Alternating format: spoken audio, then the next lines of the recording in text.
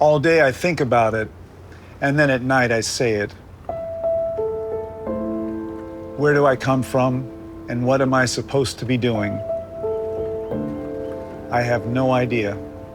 My soul is from somewhere else, I'm sure of that, and I intend to end up there. This drunkenness began in some other tavern. When I get back around to that place, I'll be completely sober.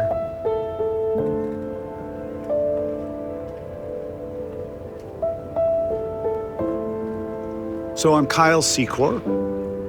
I played Detective Tim Bayliss on Homicide: Life on the Street for 7 years. Before that, I was acting in Los Angeles. This is where Homicide, for the most part, was shot. The squad room was up here, down below here, where there's now a highfalutin restaurant with great pancakes. It was where the cars were. And so this is where I spent 7 years of my life.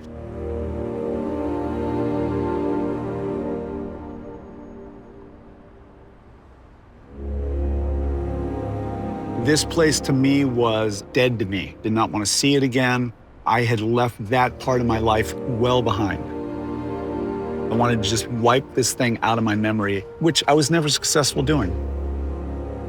I had started having a taste for cocaine just a few months before I came here. And it wasn't anything that was anything out of the ordinary to me. It was just like, oh, some friends have, let's do this while we're drinking and smoking pot and all that, because I was always a big pot smoker. And then we came here and then it was just like, you know, cops were giving it to you. It seemed like it was an okay thing to do. And by the fourth season, I was, you know, going out to the county to pick up drugs. And if I signed an autograph, they would give a little bit more. By the very end of that fourth season was just complete hell. I lied about every single thing that I did. And I was passing out at work. During scenes, I would just fall asleep.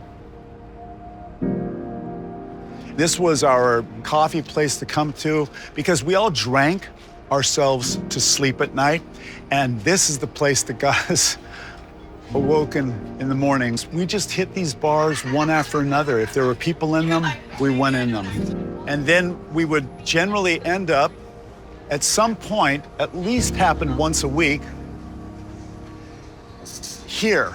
But this is where we would all congregate after we would like be staggering out of the bars, and it would be the writers, the creators, the actors, whoever was around, crew, and we would play hacky sack. We would be picking up our friends off the ground. We would be wrestling with each other. There were wrestling matches. There were cross swords, as they say, for the men folk. People got injured, broken ankles, broken bones, guns pulled, knives pulled. This was the Wild West. Meanwhile, I'm like a bird from another continent, sitting in this aviary. The day is coming when I fly off, but who is it now in my ear who hears my voice? Who says words with my mouth? Who looks out of my eyes? What is the soul? I cannot stop asking. So anyway, what I find is when I'm here in Baltimore, it started up the first day I got here, and it's happening again right now. It's just this kind of this little anxiety of walking through these streets. Doing this right now, talking about it feels good, but initially I was afraid of coming down here and seeing this place again, which is where I lived. This is Henderson's Wharf. I lived here for all the time that I was using. This was going to be my grave.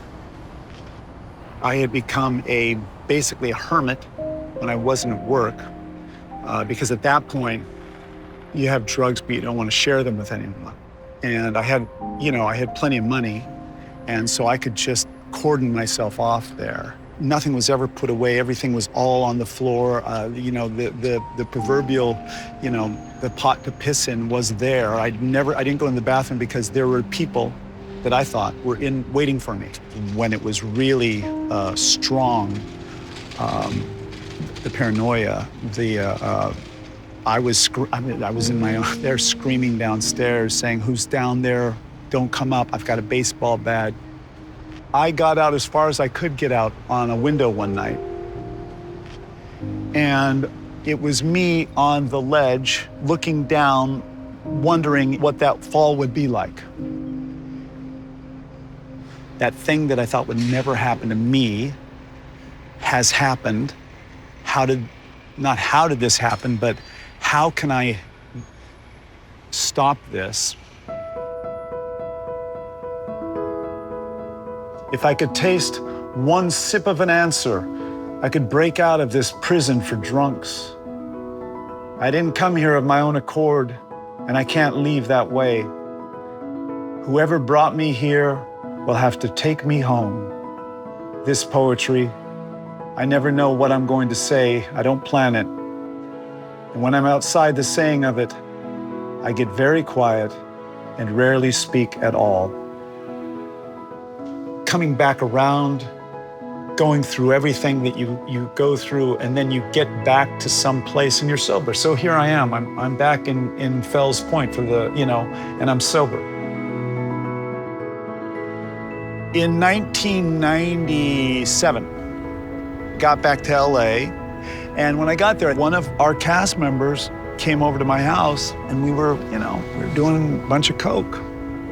And while we were doing a bunch of coke, he said, I've been thinking about going to rehab. You can do something really interesting. You can do research on yourself. I went, this is like research for a character. That is a great idea. And that was the beginning of me starting to see clearly.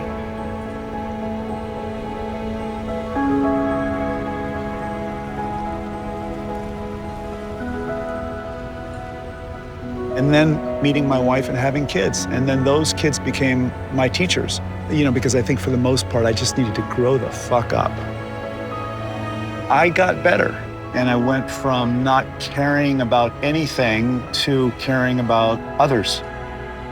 What I find makes me okay now is having a community of people that are creative, that I can have some sort of connection with.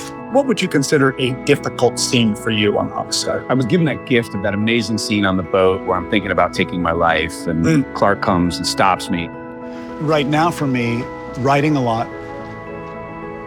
It's never been about money. It's never been about, it's always been about what can I do on a daily basis to communicate, express my experience of life. And I'm naturally a hermit. I'm naturally someone who can just do just fine on my own, but I can't. And life is always bigger, bolder, happier, more frightening, more everything when I'm in communication with others. To me, being here right now is as good as it gets.